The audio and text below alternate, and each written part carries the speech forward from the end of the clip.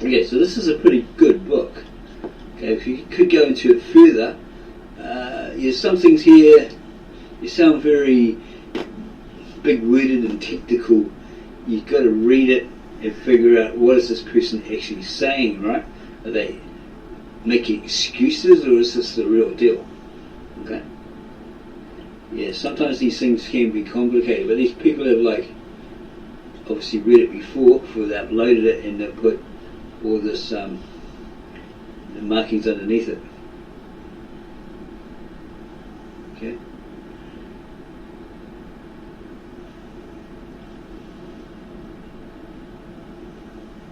The entire preceding view of the nature and operations of a human soul and the matter of sinful self-indulgence is comprehended in the single word self-denial. To show this, let the word be carefully analysed.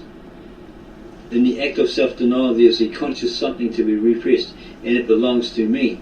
It is a part of my moral nature, a something in me pleading for self-indulgence. In familiar language, it wants its own way. And obviously your will, your decision isn't making it have that way, right?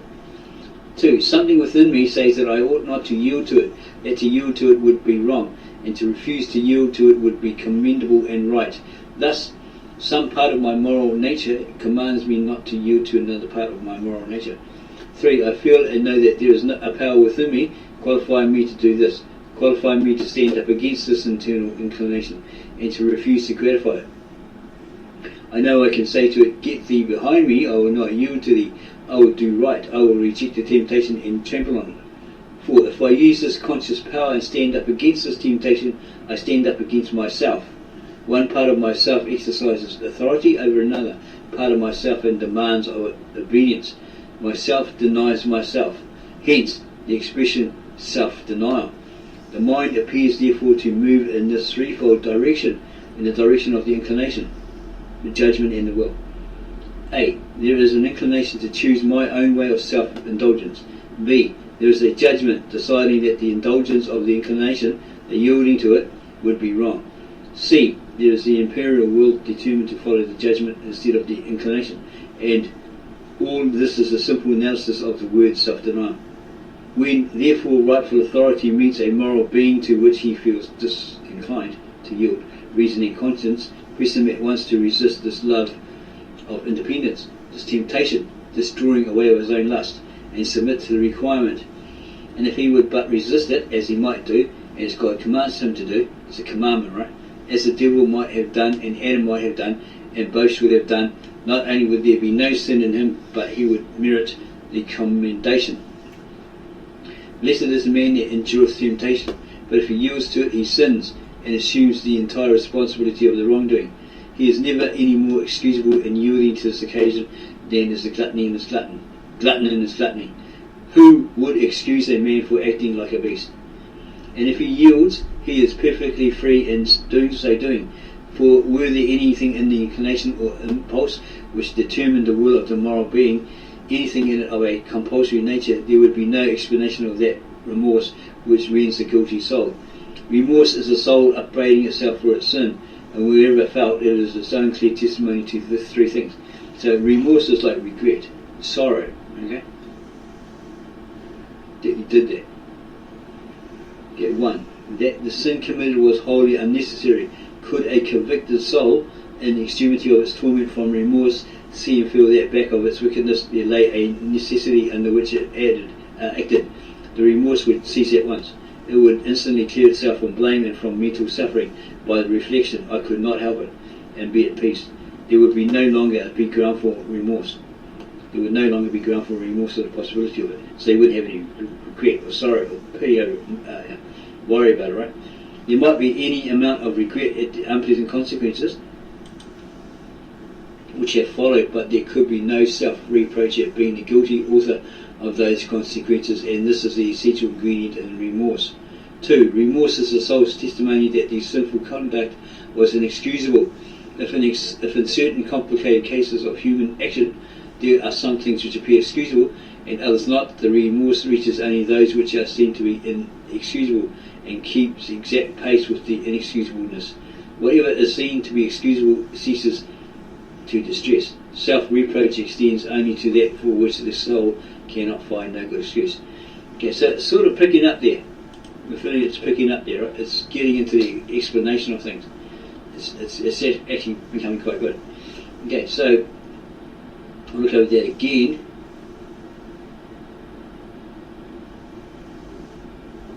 Okay, yeah, see here you could say, yeah, get behind me, I'm not going to do that, I'm not going to yield to it, I will do right, I'll reject the temptation and tremble on it.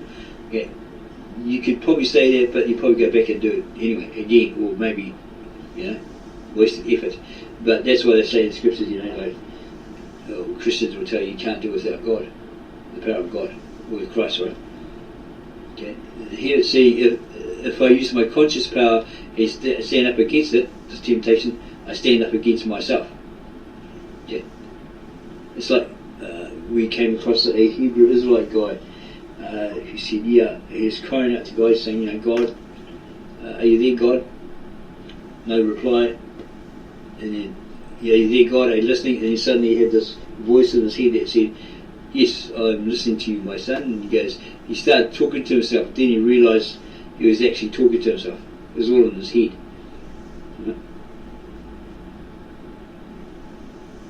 So here it's the conscious power, and stands up. If you stand up against this temptation, you stand up against yourself. One part of myself exercises authority over another part of myself, and demands of it obedience. Myself denies myself, hence the expression self-denial. Oh yeah, okay, yeah, that's where we realise, that's pretty much true. Self-denial, is that right? Denying yourself. The mind appears therefore to move in this threefold direction, in the direction of the inclination, the judgment, and the will. There is an inclination to choose my own way of self-indulgence. Okay, so there it's saying that, okay, I want to be self-satisfied, so I'll get into that, and I'll do that, and I'll be happy from it, right? Doing it. And there is a judgment deciding that the indulgence of the inclination, the yielding to it, would be wrong. Yeah, so, I don't know if that's a sin. I don't think that's a sin. You're thinking about it like, well, if I do that, well, it could lead to this. Is there any sin in that? I don't think so. It's when you actually do it, right? Okay, but then again, there's a verse. Even if a man looks at a woman with lust, okay, so you're looking, it's visual, right? Right? He's sinned with her in his mind, or his heart, right? So that you're looking at this busty woman, and she's hot and that sort of stuff, and you start thinking these thoughts. Ooh, what could I do with her if I had it, right? Ooh, I'd do this, I'd do that. That's the sin. Okay? It's not the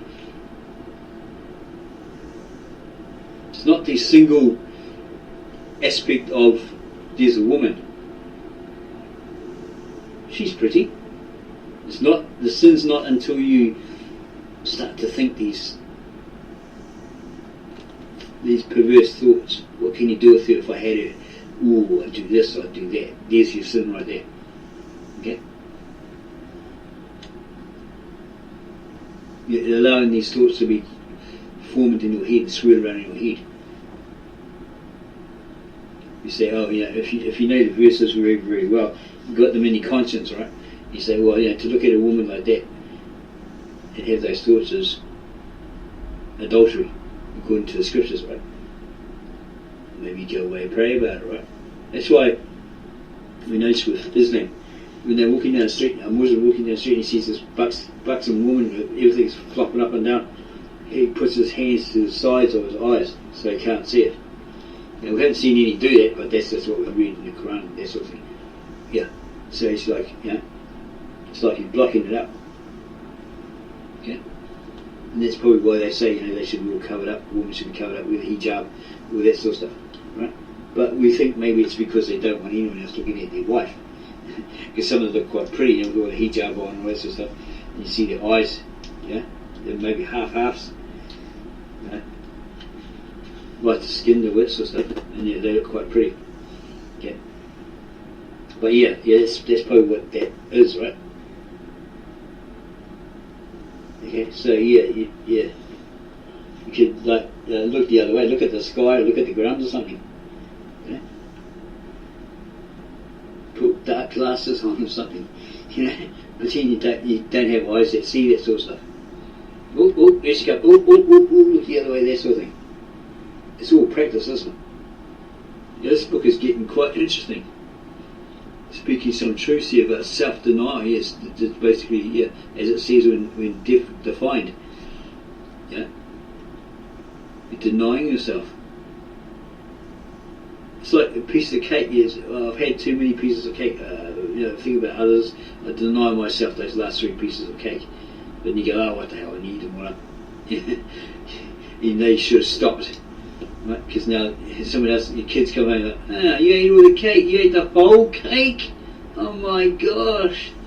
Yeah, sorry kids. Yeah, that's self-denial. I'm not going to have any more cake, and so forth.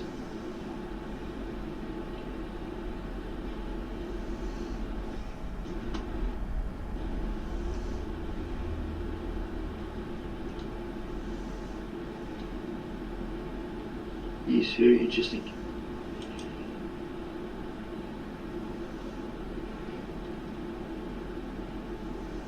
Okay, so what's this freedom of it's really freedom of choice, right? The decision to do this, to do that, to not do this, to not do that. Because you really don't have free will. Okay, God gives you that chance to, repent. He wants you to come to Him and be forgiven, live the life for Him, all that sort of stuff. So you have the eternal life, right?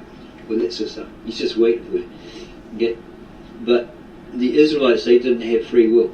The Hebrews that came out of Egypt, they didn't have free will because they were supposed to be the chosen of God, right? He selected them. Okay? So they had to obey all His commandments, or else they suffered. They got punished for it, etc., etc., according to the book of Exodus and so forth, right? So they didn't really have a free will. They had to submit to God, surrender to God, follow His commandments, don't transgress or we'd be under His curse, no longer under His wrath or His curse, no longer under His blessing, right? All that sort of stuff. So they had a choice. They had a choice, okay, to come under God's will or not. Okay, so they'll be ousted. Okay, can't have you in this group. You're out of here, buddy. That sort of thing. Yeah.